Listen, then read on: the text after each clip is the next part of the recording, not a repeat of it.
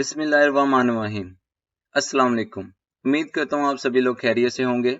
Welcome again to Adeel computing. जैसे कि आप लोगों को पता है कि हमने 9th class computer science new book 2025 series start की हुई है। आज हमारा उस सीरीज में जो लेक्चर है उसका टॉपिक है real number representing computer memory.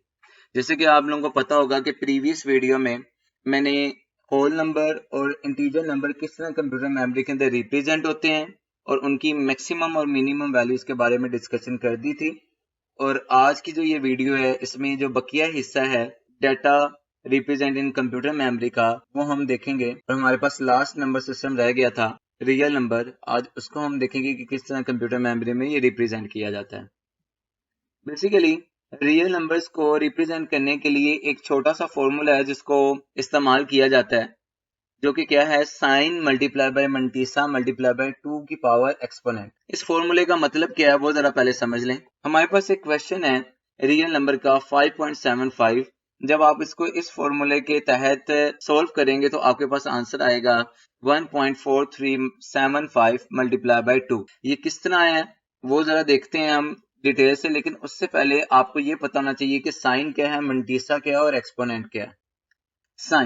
Sign bit क्या होता है ये मैंने प्रीवियस वीडियो में फुली डिटेल से बताया था। अगर किसी ने वो वीडियो नहीं देखी तो मैं डिस्क्रिप्शन में उस वीडियो का लिंक डाल दूंगा। क्योंकि ये सीरीज एक चेन सीरीज है तो इसीलिए आप कोई भी अगर लेक्चर मिस कर देंगे तो आपको नेक्स्ट वाले वीडियो लेक्चर की समझ नहीं आएगी। इसीलिए आपने कोशिश करनी है कि हर एक वीडियो लेक्चर को फुली सुने ताकि आपको नेक्स्ट वाले लेक्चर की इजीली समझ आ जाए। तो जिन्होंने वो देख ली है उनको पता चल जाएगा कि साइन बिट क्या होता है, और अगर किसी ने नहीं देखी तो काइंडली उसको एक दफा लाजमी वॉच कर लें। साइन बिट क्या होता है? जो सबसे पहला बिट होता है जिसके साथ पॉजिटिव या नेगेटिव का साइन लगाया जाता है उसको हम साइन बिट कहते हैं। मंटीसा क्या होता है? पॉइंट के बाद जो भी वैल्यूज होती हैं उसको हम मंटीसा कहते हैं। और एक्सपोनेंट क्या होता है? हमारे पास 2 की जब आप कोई पावर दे देते हो तो वो एक्सपोनेंट बन जाता है। 2 की पावर क्यों है? क्योंकि आपने फिजिक्स और मैथ में 10 की पावर में एक्सपोनेंट पढ़ा हुआ है, लेकिन यहाँ पे 2 की पावर क्यों है? क्योंकि हमने इसको रिप्रेजेंट करना है बाइनरी नंबर सिस्टम के अंदर। तो बाइनरी नंबर सिस्टम की जो बेस है वो 2 होती है, इसीलिए हम इसका जो बेस है वो 2 लेकर उसके ऊपर एक्सपोनेंट लगाएंगे और इसकी बेस हमेशा 2 ही रहेगी। रियल नंबर्स किस तरह कंप्यूटर मेमोरी में स्टोर होते हैं वो देखते हैं। हमारे पास एक क्वेश्चन है 5.75। सबसे पहले आपने जो इंटेग्रल पार्ट है यानी कि पॉइंट से पहले वाला जो पार्ट है उसको सोल्व करना है। सिंपली उसका एलसीएम लें। ये एलसीएम लेना मैंने फुली प्रीवियस वीडियो में सिखाया हुआ है, तो दोबारा फिर कह रहा हूँ अगर किसी ने उन वीडियोस को नहीं देखा तो काइंडली पहले उसने वॉच कर लें। एलसीएम लेने के बाद हमारे पास आंसर आ जाएगा रिमाइंडर कैलकुलेट करके 101। नेक्स्ट पार्ट है फ्रैक्शनल पार्ट यानी कि पॉइंट के बाद वाला हिस्सा। अब आपने इसको सोल्व करना है। इसको सोल्व करने का मेथड क्या है? सिंपली आपके पास जो फ्रैक्शन पार्ट है वो 0.75 है, इसको 2 के साथ मल्टीप्लाई करें, आंसर आ जाएगा 1.5। अब आपने इसमें करना क्या है? जो इंटेग्रल पार्ट है आपने उसको साइड पे कर लेना है। इंटेग्रल पार्ट क्या है? 1। पॉइंट से पहले वाले पार्ट को इंटेग्रल पार्ट कहा जाता है, तो आपने इसको साइड पे कर लेना है। तो हमारे पास इस स्टेटमेंट में से, इस टर्म में से हमारे पास 1 इंटेग्रल पार्ट आया तो उसको हमने साइड पे कर लिया। इस तरह नेक्स्ट फिर कैलकुलेट करें 0.5 मल्टीप्लाई बाय 2, सेम वही स्टेप आपने रिपीट करना है। आंसर क्या आ जाएगा 1.0। इसमें से इंटेग्रल पार्ट आप साइड पे कर लें तो हमारे पास क्या आ जाएगा 1। पीछे क्या बच गया 0.0, जो कि कैलकुलेट होने का कोई फायदा नहीं है, ना ही वो कैलकुलेट हो सकता है। तो इसीलिए हमारे पास इंटेग्रल पार्ट क्या आ गया 1 इसको मर्ज करके आपने लिख लेना है। हमारे पास जो फ्रैक्शनल पार्ट है उसका जो आंसर आया वो है 1. अब आपने इंटेग्रल पार्ट और जो फ्रैक्शनल पार्ट है इन दोनों की जो बाइनरीज वैल्यूज आई हैं आपने उनको इकट्ठे करके लिख लेना है, जो कि बन जाएंगे हमारे पास 101.11। 101 हमारे पास 5 का आंसर आ जाएगा, पॉइंट एज इट इज आ जाएगा, और 0.75 का आंसर आ जाएगा 11। तो हमारे पास टोटल जो वैल्यू बनेगी बाइनरी की वो बनेगी 101.11। अब आपने एक और छोटा सा काम करना है, वो ये है कि यहाँ पे आपको पॉइंट नजर आ रहा होगा 101 के बाद है। बेसिकली जब भी आपने रियल नंबर लिखना होता है तो उसका जो पॉइंट होता है वो साइन बिट के बाद में आना चाहिए, यानी कि जो हमारे पास पहला बिट है इसके बाद पॉइंट यहाँ पे आना चाहिए। तो इस पॉइंट को इधर लाने के लिए हम सिंपली क्या करेंगे, 2 डिजिट इधर लेकर आएंगे। 2 डिजिट इधर लाने का मतलब ये है कि आपके पास 2 की पावर 2 बन जाएगी। चूंकि हम पॉइंट को 2 डिजिट इधर लेके आए हैं तो हमारे पास इसका आंसर आ जाएगा 1.0111 मल्टीप्लाई बाय 2 की पावर 2।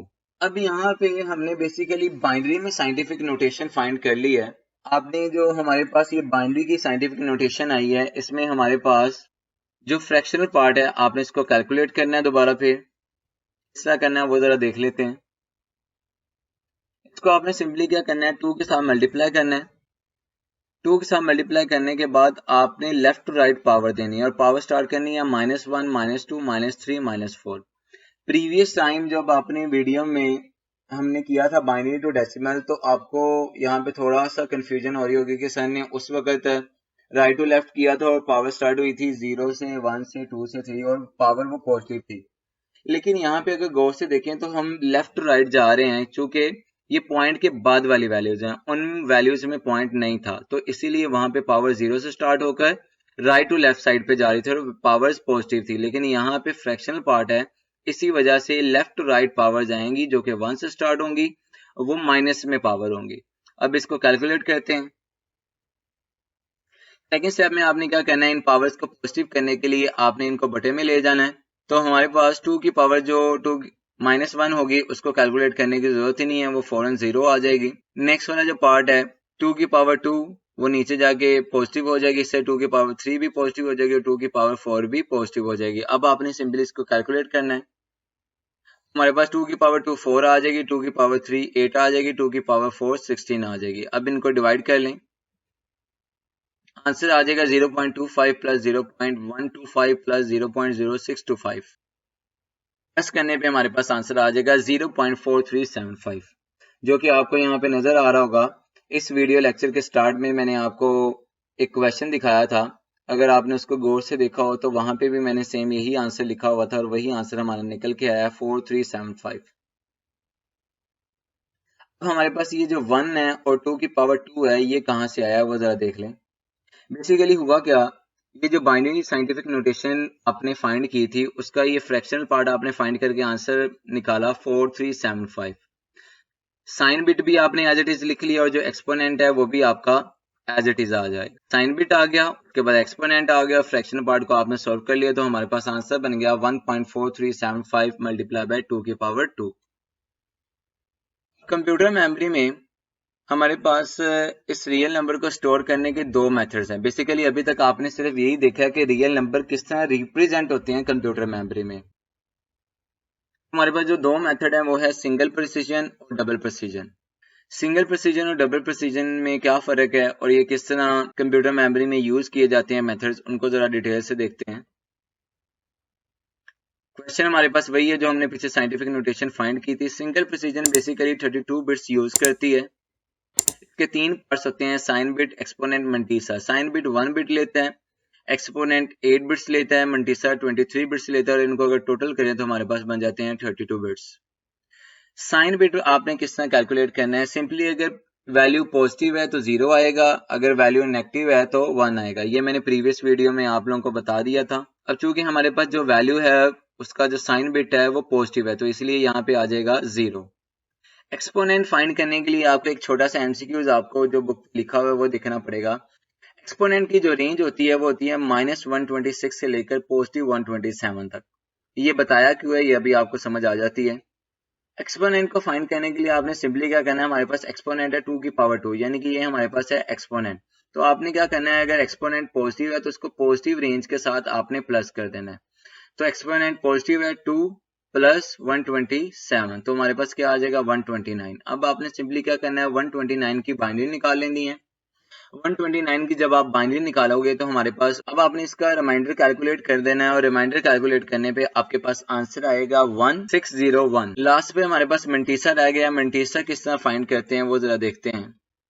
मंटीसा किस तरह फाइंड किया जाता है, मंटीसा को फाइंड करने का वही मेथड है जो अभी प्रीवियस मैंने आपको सिखाया साइंटिफिक नोटेशन फाइंड करते वक्त।